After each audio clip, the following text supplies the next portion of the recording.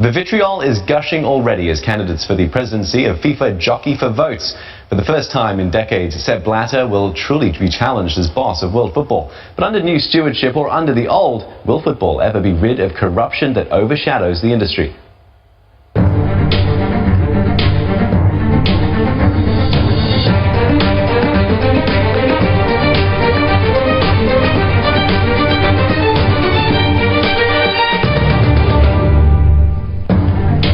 Hello, I'm Steve Lai and welcome to Between the Lines. Sepp Blatter was loudly jeered by football fans at the Asian Cup final in Australia this month. Such is the popular sentiment that runs against him. Yet this is the man who's most likely to be voted back in as president of FIFA, the governing body of world football. His biggest challenges come from Dutch sports administrator Michael van Praag, the Portuguese football great Luis Figo, and Prince Ali bin Al Hussein of Jordan. Each are campaigning for change, for transparency, good governance, and to restore FIFA's legitimacy. To many, the organisation has lost the right to rule following 17 years of chaos under Sepp Blatter. The paradox is that the sport of football is booming. The success of the recent Asian Cup, testimony to its success in the region. But while the sport is surely bigger than the organisation that runs it, why does the industry allow fraud to persist? And can reshuffling the leadership deliver the changes that fans deserve? To discuss the issue, I'm joined by Matt Scott, sports consultant and columnist at InsideWorldFootball.com in the United Kingdom, and Andrew Jennings, also from the UK, has written widely on FIFA and the corruption within the organisation. Welcome to both of you. Now, we've got a lot of ground to cover. Let's start with the candidates first before moving on to FIFA more broadly. The ex-player, the Prince, and the former club president. Matt, I'll come to you first. Luis Figo, he's the most recognisable perhaps, has a decorated career and apparently speaks 5 languages as well, but he's going to need more than that, isn't he? Well, it's a pretty good calling card, and if you look at who the president of UEFA is, it's somebody with a very similar CV, former World Footballer of the Year, of course, and somebody that really, you know, is trying to campaign on a modernising ticket, if we know what his campaign is at all. I mean, this is the thing, all these campaigns are very light on manifestos. They all came to the table very late on in the process. But I think we can assume that Figo is going to be trading on his football CV, which is something that you very seldom see at the very top of the FIFA. I want to come to you, Andrew, get your take on the Prince Ali from Jordan. What do you make of his credentials? Well, I always call him Prince Who, because remember, we'd never heard of him in world football until 2011, when Sepp Blatter wanted to get rid of the noisy and wonderful Chung Moon from Korea. Being a billionaire, nobody could bribe him. The man who from the Hyundai family, they wanted to get him out. He and Bin Haman, we don't miss him either, got together, got a vote together, got Chung out and got Prince Who in. Now, I don't know who Prince Ali is. I don't think anybody does know. In fact, he's going to get sacked, as we know, by the Asian Confederation in a couple of months' time. And I think it's a desperate attempt to stay in the spotlight. But we know nothing about him. He said he's from the Jordan royal family, and the reporters say he's a reformist. I don't know what that means. Margaret, Matt, sorry, I just want to get your quick thoughts on that before we move on to our next candidate. Well, yeah, look, he is an Arabist in football. He's not somebody who, I mean, he's got a military background, not a football background. I think he's been involved in the Jordanian FA, but yeah, with so many people in football, you know, you don't really need a football background to get to the top of football politics. This is why it is so divorced from the reality of the industry of the game. Well, someone that does have sort of footballing background as a pedigree as sort of as an administrator, at least, is Michael van Praag, 67 years old. He's the president of the Dutch Football Association. He's been a long-time chairman of Ajax, the club. His father was before him. What do you make of his credentials? Well, he's obviously another one who's got a very good football CV, having been chairman of Ajax. I guess it is a good blend. I mean, the key to this is UEFA's positioning, and they're the ones who are, we understand, the ones who are promoting these candidates.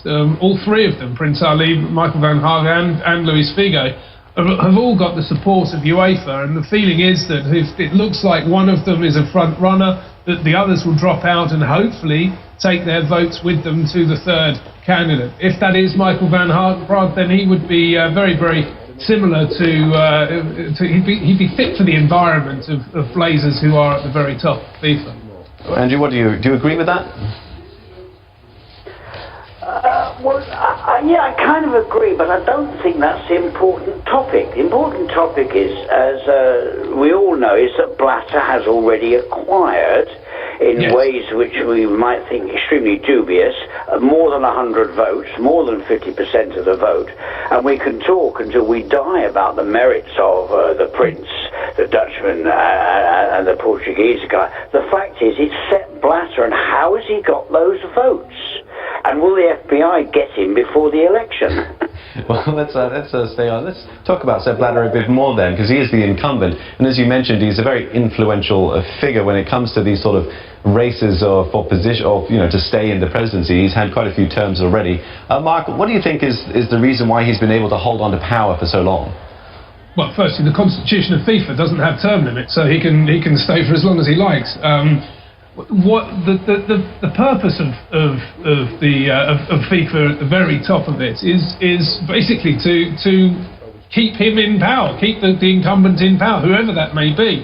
There's very little scrutiny of any of the national associations when they receive money from FIFA, and that's very handy when you get a vote, because if FIFA is handing over money for development and never pays any attention to how that money is spent, then it's obviously you're going to be thinking, well, this guy's good for me, he's good for my organisation, he's not interfering, but he showers me in cash.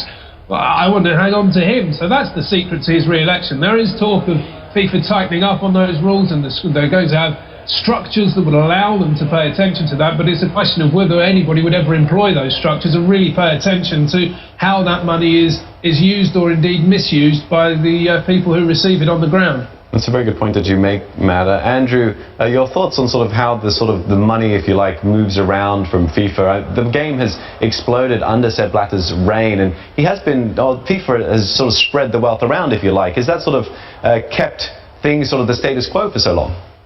Well, no, they haven't spread the wealth around, if you look at it, Kevin. I agree with what Matt was saying. The wealth which has come in mostly from the World Cup, from athletes. Let's remember, it's the footballers that make the money. Yes. They train, they play, and as a result of that, their rights are sold to television marketing and so on. Where does it go? It goes into the pockets of administrators who will vote for Sepp Blatter. And if there ever was scrutiny of many of these development grants, you would find that they never did build the facilities they promised. They never did fund women's football. They never did do all the things they're supposed to do with that development money. And that's why Sepp Blatter's the greatest president ever. Because he doesn't say, what did you do with that money? What did you do with that money I sent you last year?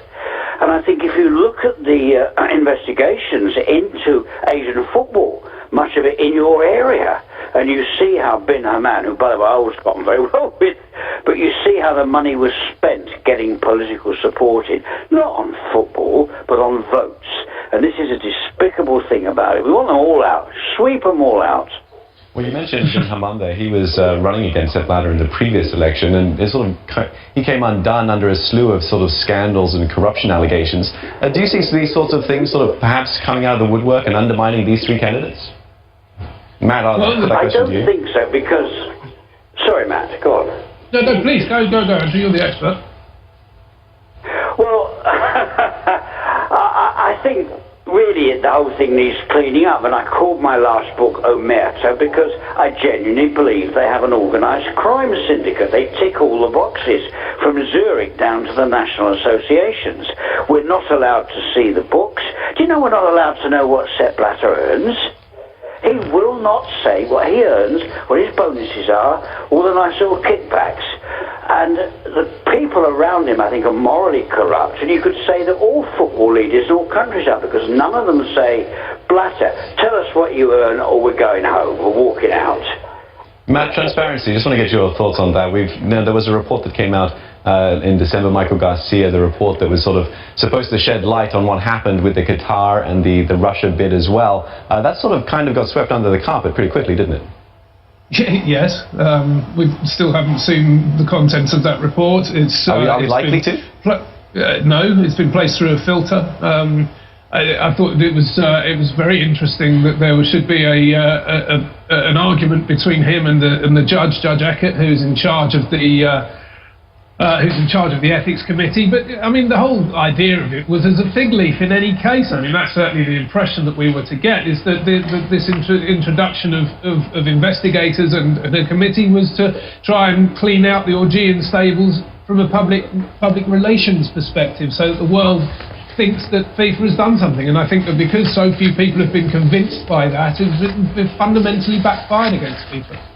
Okay, many thanks, Matt Scott from Inside World Football, and also to football writer Andrew Jennings. Thank you very much for your thoughts this evening. We're off for a quick break. After this, how has the trouble at FIFA have affected the development of the game worldwide? We'll spend more time on that back in a moment.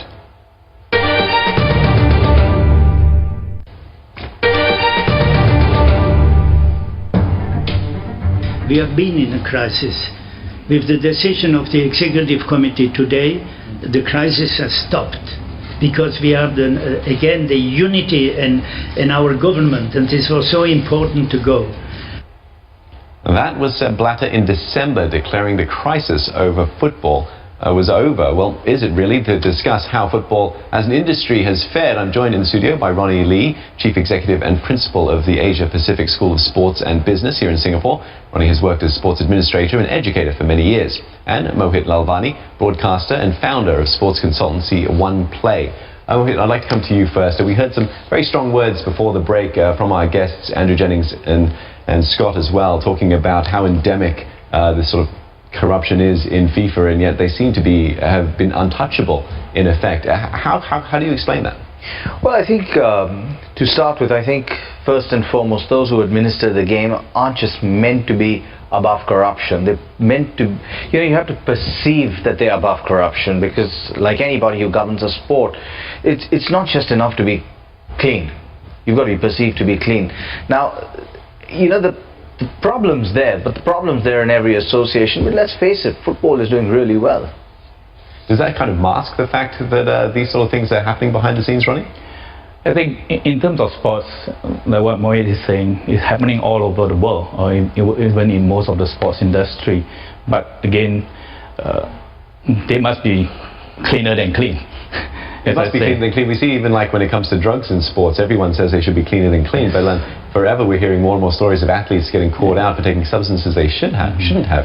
How does this change when the people themselves, perhaps, is there a will to change it? Well, I'm sure there's a will, but that it's a cat and mouse game, whether it's drugs, whether it's corruption. You see in a sport like football, any sport where there's betting involved, wherever there's money, big money involved, there's big money to be made. Now, that means there's going to be corruption in the sport. Now, corruption can go all the way to the top, because it's not just the politics that's corrupt, but it's the players who you can get to, referees you can get to. It can get pretty serious.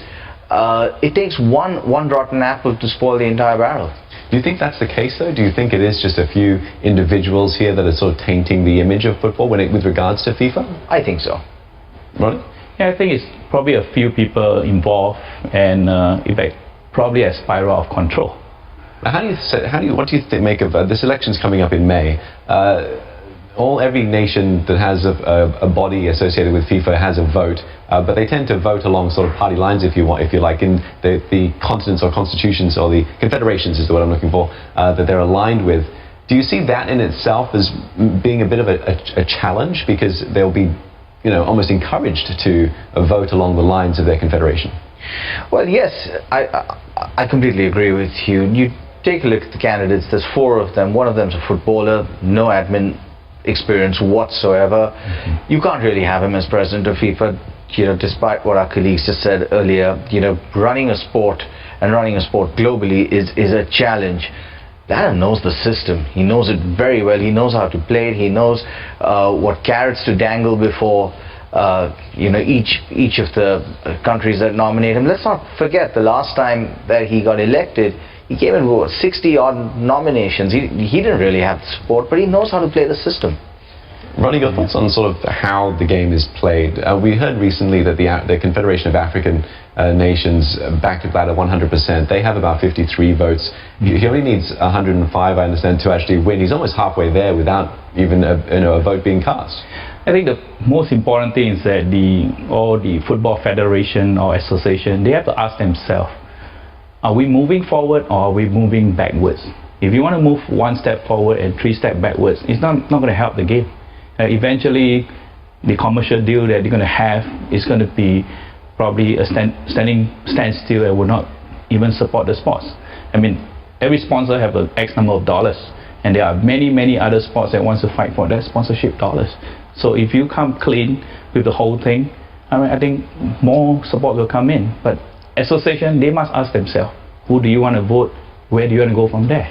Mohit, your thoughts on that? You know, it's a strange situation. Ronnie makes a very valid point, especially on sponsorships, and that's something to be concerned about, because nobody wants to be associated, no brand today wants to be associated with a tainted sport or a tainted brand.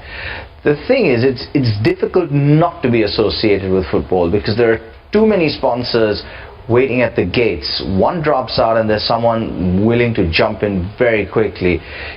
As a brand, as a brand, you've got to protect yourself. And if you've invested in football for the last 16 years, 20 years, 10 years, whatever it is, you've pumped in tens, hundreds of millions of dollars behind this. You can't just walk away. It's not that simple. But there are, like, you're talking sponsorship, perhaps. You said they're waiting in the wings, but no one wants to be associated with questionable situations. Like, there's been a lot of question marks raised about the awarding of the World Cup to Russia, to Qatar, when it still hasn't been resolved whether or not the Qatar World Cup is going to be played in winter or in summer, what time of year, are they going to have air-conditioned stadiums? There's questionable human rights records that have been, atrocities that have been happening over there in the preparation for the Qatar World Cup as well. Ronnie, are sponsors going to want to be involved in sort of situations like that? Obviously, they want to be involved, but then again, when somebody wants to sponsor, they have to be answerable to their stakeholder. For example, there are some companies, they have their guidelines, constitution right, that they are not supposed to engage in organization where they have done not the right thing. All right, certain companies will draw that line. I mean, there are other sports that then go, not only football, because probably the people that walk away, sponsors that walk away from football, and it goes down, they'll be laughing because they'll be investing in other sports. So is the key then the success of football? If football continues to grow and continues to boom, then the status quo is going to remain? Well, I think so. I firstly think, with regards to the election, I think he's a weak, well, not a weak candidate, but a tainted candidate in a very weak set. He's probably going to come out and win, in my opinion. But the bigger picture is that it's growing in Asia. Football is growing very fast in Asia. I mean, you take countries with large populations, whether they're China or India. You look how well the Indian Premier League, the Indian Soccer League has done. It's just done fantastically, and it's got the backing of of the media. It's got the backing of some big names behind it, and they say some of their ratings have been close to some of the top cricket matches. Now that's big in India. That's huge, and when you look at that from an outsider's point of view, all of a sudden there's a massive market out there for a sponsor. Visa's not going to ignore this. Well, you mentioned the sort of growth of Asia. It kind of moves the power base as well, perhaps, of football away from European countries that have traditionally sort of held onto it. That's also where sort of the most opposition for Sepp Blatter comes from, these UEFA countries. That just means that perhaps Sepp Blatter will have even more control, doesn't it? Or more influence, I suppose. Yeah, definitely more influence. But you make a very good point about how the bars are shifting. I mean, you've seen that happen in cricket. Gone are the days when England and Australia were ruling cricket. Let's face it, India rules world cricket. No bias there, I'm sure. No, I'm not. I mean, I'm not happy about it, because I think they get away with a lot of stuff they shouldn't get away with. But they do, and I think over time you're going to see a shift, because at the end of the day, where are your retailers? Where's the spending capacity? It all comes down to that finally. If your fans have the money to spend and your fans are a growing base in Asia, that's where the sponsors are going to go. That's where the sport has to go, because otherwise growth isn't going to happen. Ronnie, your thoughts on that? I think Sepp Blatter is going to win for sure. He probably is not a very clean candidate, but the other three candidates are a little bit weak. And at the end of the day, sponsor will be looking and say, hey, this game is going to grow, we're going to stick with it. You don't think that I mean, we talked about FIFA's tarnished reputation and about these World Cup bids and these reports that have been swept under the carpet. Is there no other body that can rein in FIFA? We mentioned sponsors as perhaps playing a role. Is there not a governmental role in any way here to sort of have an impact?